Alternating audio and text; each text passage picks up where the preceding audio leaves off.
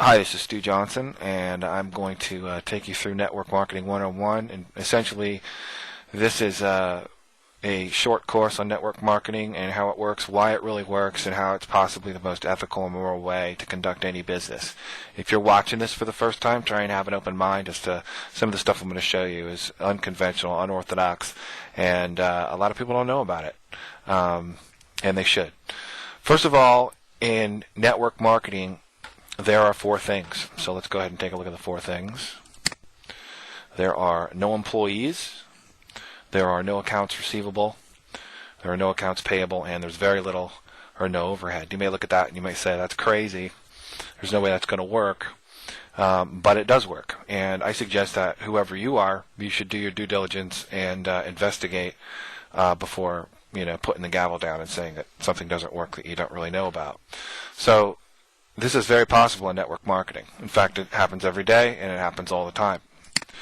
There's a lot of false promises on the internet that, say you can make 10 grand a week and all that stuff, and it's all smoke and mirrors. And you'll see the difference between a legitimate business model here and ones that don't work. And the ones that aren't working very well are the other ones.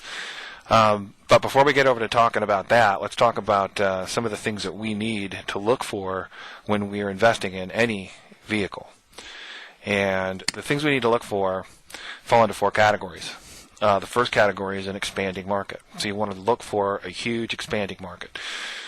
You want a unique and consumable product.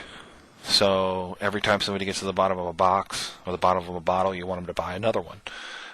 Or you could be making money off the fact that people turn on electricity or connect to the internet or pick up the phone and make a long-distance phone call. You want those recurring commissions and so on.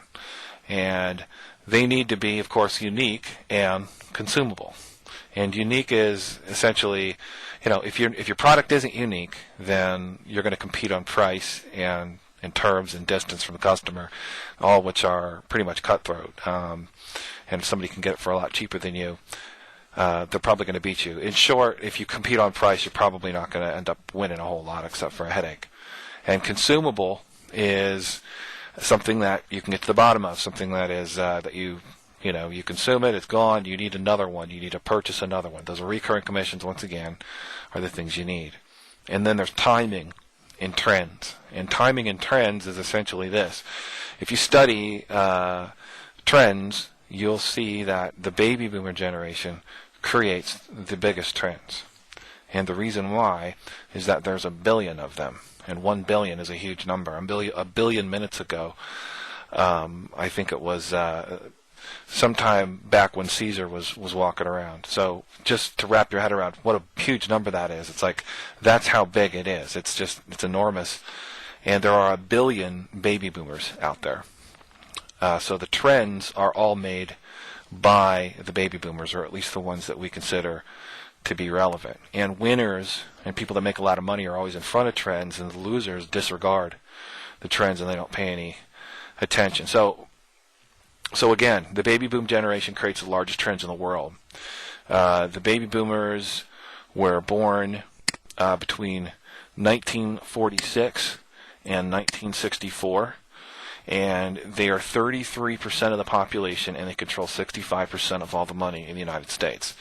Now, there's not 1 billion baby boomers in the United States. Of course, the United States isn't that big, but there are 76 million baby boomers in the United States, each of which is turning 60 every 8 seconds presently. So we're on the nose of the basketball right now.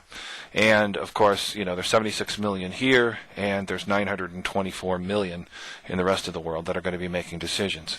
And so you want to be with a network marketing company that is worldwide, not just something that's, within the United States. And there's several out there that are worldwide. Back to the baby boomers.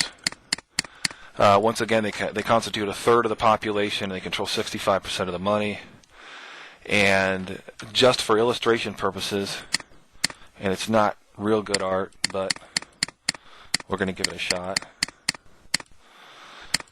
The baby boomer generation is sort of likened to a basketball, and this really doesn't look like a basketball. It looks like a flat basketball, but you get the idea. Moving through a hose, and wherever it moves through, it expands that market. So back when the nose of the basketball was here, and this was back in 1940s, late 40s, right after World War II, the Gerber baby food company was making baby food, of course, and they were really a nobody company. And then the Boomer basketball passed through this industry, and by 1955, so about the time the nose was about right there, Gerber had sold 2 billion jars of baby food, which is just an unheard of amount, and remember the number billion is huge. So 2 billion, not 1 billion, 2 billion jars of baby food by 1955, and became the biggest baby food company in the world, and I think they still are. And then, of course, as the basketball moved through the 60s, companies like Hasbro and Wham-O and Mattel made toys for the Boomers. And then as it moved up into the 70s, they went into their adolescence. And, the Ford Mustang sold a lot of their cars to these adolescents.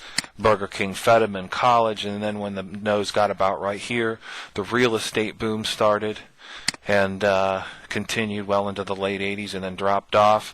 That's because the Boomers had moved through those industries and no longer needed homes. So you can see that it's real important for you to be in front of trends. And just so you know,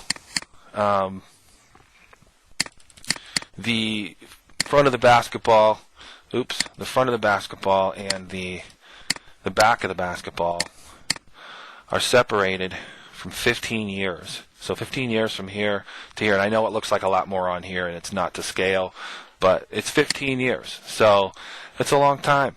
And so if you're looking for trends in the nose of the basketball, you're going to get the whole 15-year benefit as it moves through the hose.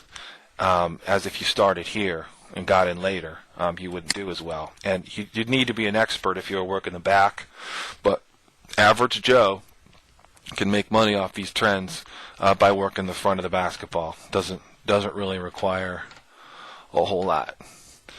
And that real estate boom in the 70s and 80s, people are still talking about that. And it's it's been quite a while.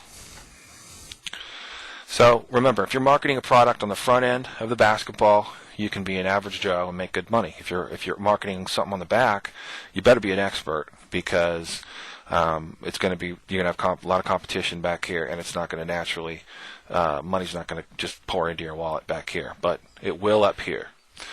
Once again, every 8 seconds a Boomer is turning 60. They want to feel younger. They want to feel healthier, of course. They want to look younger. They have, there's some retirement issues, security and money are some concerns. Identity theft protection for the internet. There's tape recorders and cameras everywhere, and estate planning, things like that. I mean, all of these industries are going to benefit if you get into them. And one, of course, is the health industry and the functional beverage industry. There are several companies out there that are stellar and prove themselves to be worthy of the Boomer generation. The Boomers tend to be picky. They tend to procrastinate, and that's why this basketball and the industry itself is going to really take off when it takes off, because it's like a rubber band. They'll put it off, and then it'll just start to take off. And for a lot of people in a lot of these network marketing companies, especially the functional beverage category, this has been an enormous opportunity, and still is and will be for some time. But it's best to get in now than wait. And then going back to our list, the last thing on the list of things to look for when you're looking at businesses was to employ others to get more done. Of course, you want to leverage off other people's efforts. And there's 3 ways to make money